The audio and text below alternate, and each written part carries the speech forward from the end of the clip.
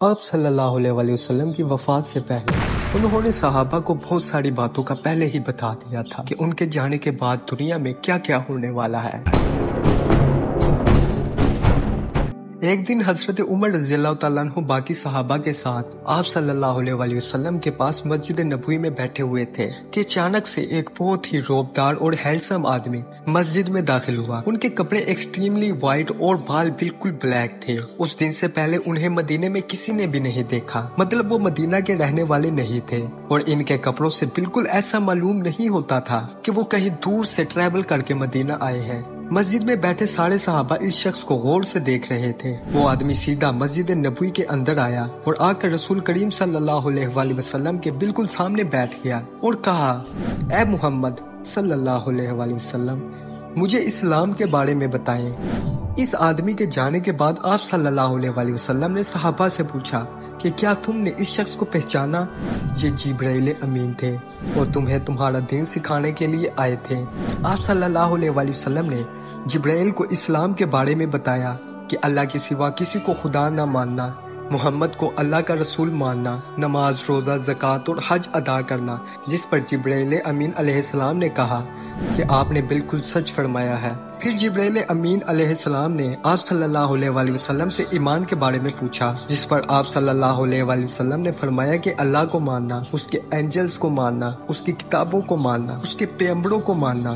آخرت کو ماننا، تقدیر کو ماننا، جس پر جبرائیل علیہ السلام نے پھر کہا کہ آپ نے بالکل سچ فرمایا ہے۔ جبرائیل علیہ السلام نے آپ صلی اللہ علیہ وسلم سے احسان کے بارے میں پوچھا، اور پھر جبرائیل علیہ السلام نے آپ صلی اللہ علیہ وسلم سے پوچھا کہ قیامت کب آئے گی، جس پر آپ صلی اللہ علیہ وسلم نے جواب دیا کہ جتنا آپ کو معلوم ہے اتنا ہی مجھے معلوم ہے، مطلب قیامت کے دن کا اللہ کے سوا کسی کو بھی کوئی علم نہیں۔ جبرائیل علیہ السلام نے یہ سننے کے بعد فرمایا کہ مجھے اس دن کی کچھ نشانیاں بتا دیجئے۔ اب اس ڈسکشن میں جتنی بھی باتیں ہوئی ان سب کو آپ صلی اللہ علیہ وسلم پہلے بھی ایکسپلین کر چکے تھے، کیونکہ یہ واقعہ آپ صلی اللہ علیہ وسلم کی وفات سے کچھ عرصہ پہلے ہی ہوا تھا، جب سارا قرآن نازل ہو چکا تھا۔ لیکن اس کے بعد سے جو آپ صلی اللہ علیہ وسلم نے قیامت کی نشانیاں بتائی، وہ اس سے پہلے کسی کو بھی پتہ نہیں تھی، اور ان نشانیوں کا تعلق صحابہ سے زیادہ ہم سے ہے، کیونکہ جو نشانیاں آپ صلی اللہ علیہ وسلم نے بتائی وہ صحابہ نے اپنی زندگی میں پورے ہوتے ہوئے نہیں دیکھی، بلکہ وہ نشانیاں آج ہم دیکھ رہے ہیں، جس کا مطلب ہے کہ جبرائیل علیہ السلام صرف صحابہ کو ہی نہیں بلکہ آج کے مسلمانوں کو بھی قیامت کی بہت امپورٹنٹ نشانیاں سکھانا چاہتے تھے۔ آپ صلی اللہ علیہ وسلم نے جبرائیل علیہ السلام کو جواب دیا کہ جب ایک لونڈی اپنے مالکن کو جنم دے گی،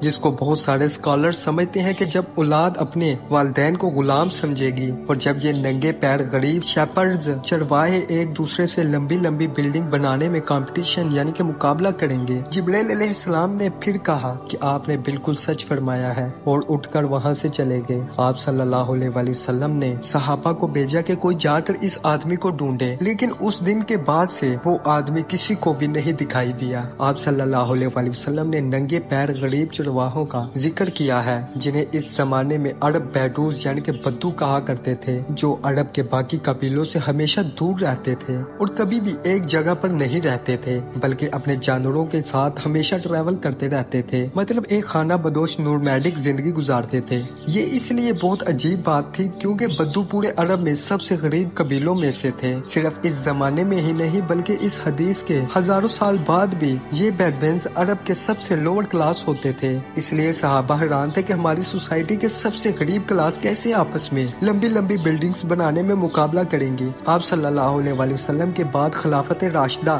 ہر طرف پھیلنے کے بعد دنیا کی سب سے بڑی سپر پاور بن گئی، اور یہ صرف مسلمانوں میں ہی نہیں بلکہ اس وقت انسانوں کی تاریخ کی سب سے بڑی امپائر تھی، جو الیگزینڈر دی گریٹ اور رومن امپائر کے جولیس سیزر کے امپائر سے بھی بہت زیادہ بڑی تھی۔ اس کا فائدہ اٹھاتے ہوئے یہ بیڈوینز پوری دنیا میں پھیل گئے، لیکن پھر بھی ان کی سب سے بڑی پاپولیشن اسی عرب کے علاقے میں رہی۔ آہستہ آہستہ وقت گزرتا گیا اور ان کا کلچر بالکل بھی نہیں بدلا۔ یہ بیڈوینز اسی طرح اپنی زندگی گزارتے رہے۔ آخر 1000 سال بعد عثمانیہ خلافت کے آخری زمانے میں دنیا پرانے طریقوں سے نئی ایک انڈسٹریل ایج کی طرف بڑھنے لگی، تو آخر عثمانی خلیفہ खलीफा सुल्तान अब्दुल हमीद ने भी मुसलमानों को मॉडर्न दुनिया की तरफ लाने के लिए बहुत स्ट्रॉन्ग स्ट्रगल की और पूरी एम्पायर में बहुत सारे प्रोजेक्ट शुरू किए, जिसमें इस्तांबुल से मदीना तक एक लंबी ट्रेन भी बनाई गई। लेकिन इस ट्रेन के रास्ते में हमेशा एक बहुत बड़ी रुकावट थी, यही बेडवंस, क्योंकि इन्हीं बेडवंस में इससे बहुत साल पहले 1757 में 20,000 हाजियों को शहीद भी किया था, जिसके बाद उस्मानिया सल्तनत इनके कल्चर को चेंज करने लगी और इन्हें खाना बदोश नोमैडिक जिंदगी से एक परमानेंट इलाके में सेटल करने की कोशिश करने लगी। लेकिन बेडवन कबीला उस्मानिया सल्तनत के इस फैसले से बिल्कुल भी खुश ना थी। आखिर सऊदी अरब के पहले बादशाह इब्ने सऊद ने बेडवंस को यूनाइट करके ऑटोमन एम्पायर के खिलाफ एक फौज बनाई और फिर ब्रिटिश की मदद से इस पूरे इलाके को फतह कर लिया, जिसे आज हम सऊदी अरेबिया कहते हैं। और कुछ सालों बाद इन इलाकों से ऑयल तेल डिस्कवर होने के बाद यही बेडवंस, जिनकी इससे पहले कोई औकात नहीं थी, अब दुनिया के सबसे रिच लोगों में से है और इनमें से बहुत सारे मिलीनियर्स और बिलीनियर्स भी सामने आए हैं। लेकिन तेल डिस्कवर होने के बाद इन सारों को ये बात पता चली कि ये तेल हमेशा के लिए नहीं है, बल्कि एक न एक दिन खत्म हो जाएगा, जिसके साथ उनकी सारी ऐशो इशरत भी खत्म हो जाएगी। तो सबसे पहले दुबई के बादशाह शेख मोहम्मद बिन राशिद, जो एक बेडवन बद्दू कबीले से ताल्लुक रखते हैं, जिन्होंने एक बार खलीज टाइम के इंटरव्यू में खुद ये कहा कि उन्हें बेडवन कबीले से होने पर फख्र है। उन्होंने दुबई को ऑयल से निकालकर टूरिज्म और बिजनेस की तरफ लाया और बहुत तेजी से कुछ ही सालों में दुबई दुनिया की बेस्ट सिटीजन में से बन गई। और फिर कुछ सालों बाद दुनिया की सबसे लंबी बिल्डिंग्स बुर्ज खलीफा भी दुबई में बनाई गई। ये अब तक इंसानों की बनाई हुई सबसे बड़ी बिल्डिंग थी। इससे पहले एक जमाने में, आज से 4500 साल पहले, इजिप्ट में फिरौनों के बनाए हुए pyramids, specifically the pyramid of Giza, इंसानों की बनाई हुई सबसे बड़ी बिल्डिंग्स और दुनिया की सबसे बड़ी बिल्डिंग होने का ये टाइटल इस पिरामिड के पास 3800 साल तक रहा। मतलब फिरौन के बाद 3800 साल तक कोई भी फिरौन से लंबी बिल्डिंग नहीं बना सका। लेकिन 3800 साल बाद यूरोप के एक चर्च ने पिरामिड्स का ये रिकॉर्ड तोड़ दिया, जिसके बाद पेरिस के एल्फल टावर और 9/11 में तबाह होने वाले वर्ल्ड ट्रेड सेंटर भी दुनिया की सबसे बड़ी बिल्डिंग्स रह चुकी है। दुबई के इस अजीम कामयाबी को देखकर सऊदी ने भी इसे कॉपी करना शुरू किया और मक्का में काबा के बिल्कुल सामने दुनिया की चौथी सबसे बड़ी बिल्डिंग बनाई और कुछ ही साल बाद दुनिया की सबसे बड़ी बिल्डिंग्स का ऐलान करती है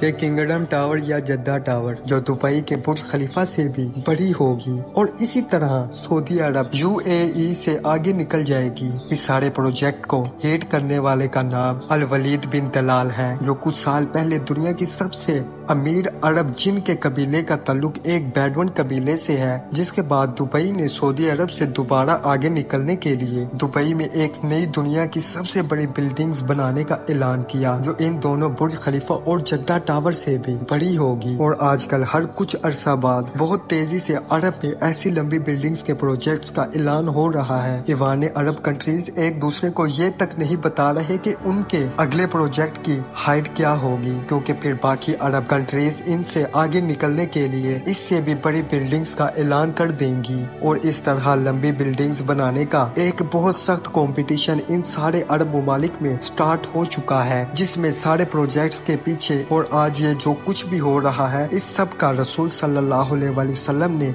आज से 1400 साल पहले ही हजरत जिब्राइल अलैहिस्सलाम और सहाबा को बता दिया था कि एक दिन ये बेडविन्स, जो आज नंगे पैर और एक बहुत ही गरीब शेपर्ड चरवाहे हैं, वो एक दूसरे से लंबी बिल्डिंग्स बनाने में मुकाबला करेंगे। और ये क़यामत की इतनी इम्पोर्टेंट निशानी है कि हजरत जिब्राइल अलैहिस्सलाम खुद मुसलमानों को ये सिखाने आए थे। और आज रसूल सल्लल्लाहु अलैहि वसल्लम की बताई हुई इस निशानी को हम अपनी आंखों के सामने पूरा होता हुआ देख रहे हैं। इसी उम्मीद के साथ कि आपको हमारी आज की ये वीडियो पसंद आई होगी। वीडियो पसंद आई है तो वीडियो को लाइक करें, चैनल पर न्यू है चैनल को सब्सक्राइब करें। मिलते हैं एक और अच्छी वीडियो में, तब तक के लिए खुदा हाफिज।